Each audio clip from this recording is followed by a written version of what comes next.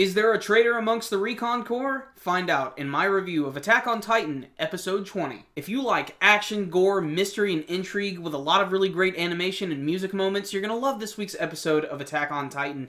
And considering that we are on Episode 20, we are definitely getting close to the end of this season, so things are really starting to pick up, and we immediately pick up from last week, where we get to see that the female Titan was captured. Now, this wasn't a perfect episode for me. Honestly, the first half was kind of slow.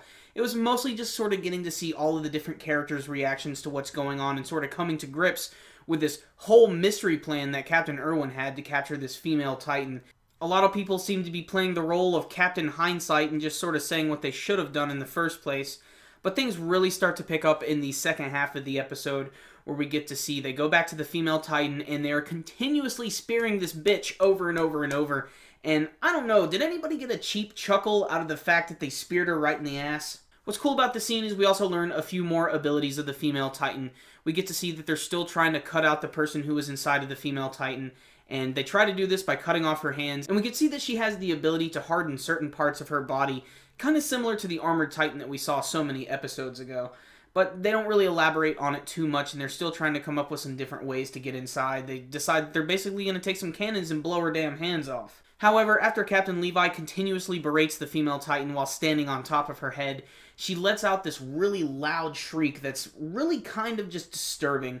And it's almost like a death shriek, and then it just stops, and everybody's like, what was the point of that?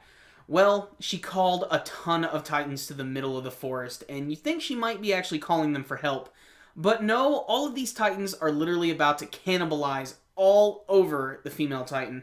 And this is actually a really good action scene too. You get to see that Captain Levi jumps in and starts tearing up some Titans, followed by just a lot of really big gory shots and a lot of swift action as we get to see the female Titan get just ripped to pieces and eaten.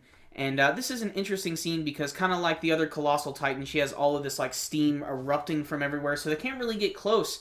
So they can't really see like who the person is inside of the Titan yet, or even if this person was eaten. And this is where the last part of the episode begins, and we get to learn that there is possibly a traitor amongst the Recon Corps.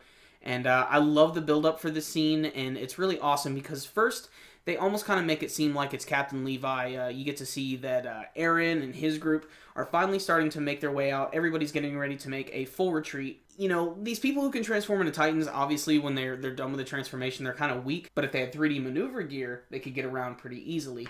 And that's when we clearly figure out that this person who's been firing the signal flare into the air is definitely the traitor. And you get to see that the traitor is right side by side with them. And then he immediately jumps over and takes out Gunther. And the episode ends with everybody in complete shock, seeing the traitor just come out of nowhere and kill one of the teammates. Giving us another classic to be continued screen, because Attack on Titan just loves doing that. They love building it up to a point, to be continued. Can't wait to see you next week, guys. Tension and build-up is one of the things that I think Attack on Titan does really well. It definitely showed a lot more in the second half of the episode. Like I said, I just didn't really care for the first half that much. That's just me personally. And that's probably just because all the characters are sort of just reacting the same way I'm kind of reacting. Yeah, that's kind of crazy. I want to see what's happening, though.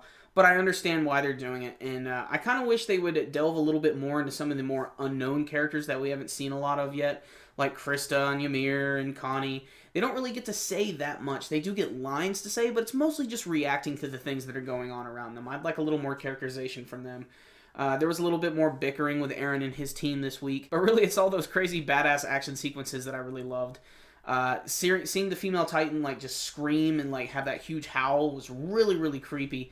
And it was really messed up getting to see all the Titans just run in and rip her to pieces. It was really crazy and metal. The ending bit was really awesome. And, you know, obviously it's a female traitor. I still am sticking to my guns and saying that it is Annie. That's my theory at the moment. I mean, we haven't seen her character in quite some time. And, you know, obviously the female Titan, blah, blah, blah, blah. So there it is. Pretty decent action episode with a lot of really big tension build-up. And throwing us in that little traitor scene at the end, which was really exciting and really fun, and ending it on a perfect to-be-continued screen. So we have a few more episodes to go, the tension is building up, and it's only a matter of time before we get to see Eren actually go into his transformation again. I think it's a little overdue. I'm ready to see him go all out again. So like I said, first half of the episode, a little slow, but I loved everything that was pretty much in the second half of the episode.